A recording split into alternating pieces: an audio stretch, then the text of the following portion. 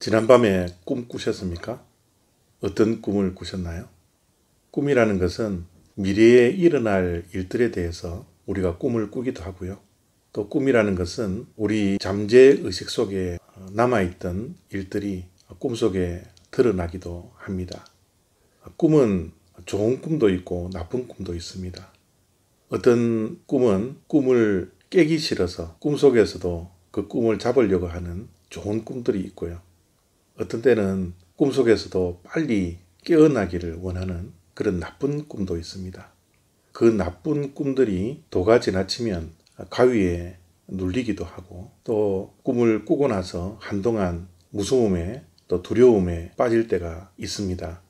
때로는 꿈을 꾸고 나서 그 꿈이 생각도 나지 않는데 뒤숭숭하고 또 손에 일이 잡히지 않는 악몽 같은 그런 꿈들도 우리가 꾸게 됩니다. 다니엘서 2장 10절 11절 말씀입니다. 갈대아인들이 왕 앞에 대답하여 이르되 세상에는 왕의 그 일을 보일 자가 한 사람도 없으므로 어떤 크고 권력이 있는 왕이라도 이런 것으로 박수에게나 술객에게나 갈대아인들에게 물은 자가 없었나이다.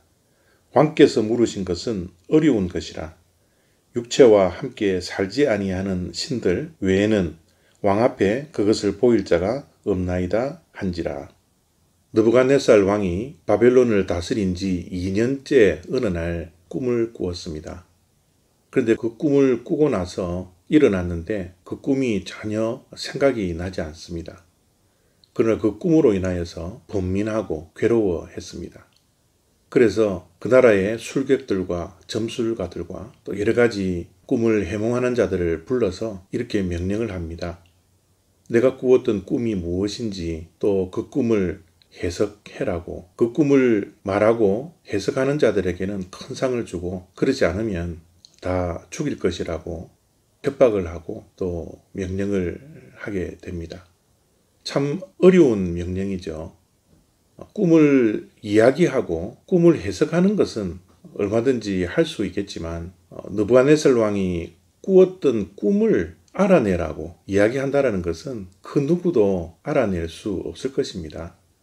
그래서 그들은 느부갓네살 왕에게 이 세상에 어떤 권세 있는 왕이라 할지라도 꿈을 꾼 것을 말하라라는 그런 명령을 내린 왕은 없다고 분명히 말은 하고 있습니다. 사람이 사람의 마음속에 들어가 어떻게 꿈을 꾼 것을 알아낼 수가 있겠습니까?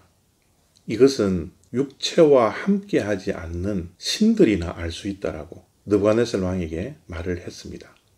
그러나 느부갓네살 왕이 꿈을 말하지 않고 그 꿈을 해석하지 않는다면 다 죽이겠다라는 명령을 내렸기 때문에 온 세상에 목숨이 달려있는 위기가 찾아온 것이죠. 그러나 그 절대절명의 위기 앞에서 다니엘은 기회를 가지게 되는 겁니다. 우리의 인생을 돌이켜봐도 위기에 처할 때가 많습니다. 우리의 힘으로는 도저히 감당할 수 없는 그런 인생의 위기가 많이 찾아오죠. 그러나 그 위기가 인생을 역전시킬 수 있는 기회가 되기도 하는 것입니다. 바로 다니엘에게는 이 위기가 바로 기회였습니다. 또한 느부갓네살 왕이 이렇게 어처구니 없는 명령을 하는 것을 보면 우리 인간들의 능력으로서는 감당할 수 없는 일들이 우리의 삶 속에 분명히 존재합니다. 어떻게 느부갓네살 왕이 꿈을 꾸었던 그 꿈을 알아낼 수 있는 사람이 누가 있겠습니까? 이것은 인간의 한계를 넘어선 것이죠. 근데 참 감사한 것은 이 인간의 능력을 넘어선 일들을 하나님께서는 감당할 수 있다는 겁니다. 그리고 우리들도 이 땅에 살아가는 동안 내가 가지고 있는 능력으로, 내가 가지고 있는 힘으로 할 수 없는 일들이 얼마나 많이 존재했습니까? 근데 그 일들을 하나님의 은혜로 풀어지고 해답을 얻을 때가 얼마나 많았습니까? 느부갓네살 왕이 꾸었던 꿈을 알아낼 수 있는 것은 인간이 할 수 없습니다. 그 꿈을 꾸게 하신 하나님께서 다니엘에게 지혜를 주시고 그 꿈을 보여주셨을 때 다니엘은 느부갓네살 왕이 꾸었던 꿈을 알 수 있었고 그 꿈을 해석할 수 있었던 것입니다. 오늘도 우리는 우리가 할 수 없는 일들 앞에 서는, 불가능 앞에 서는 일들도 분명히 있을 것입니다. 내 능력으로 감당할 수 없는 일들도 있을 것입니다.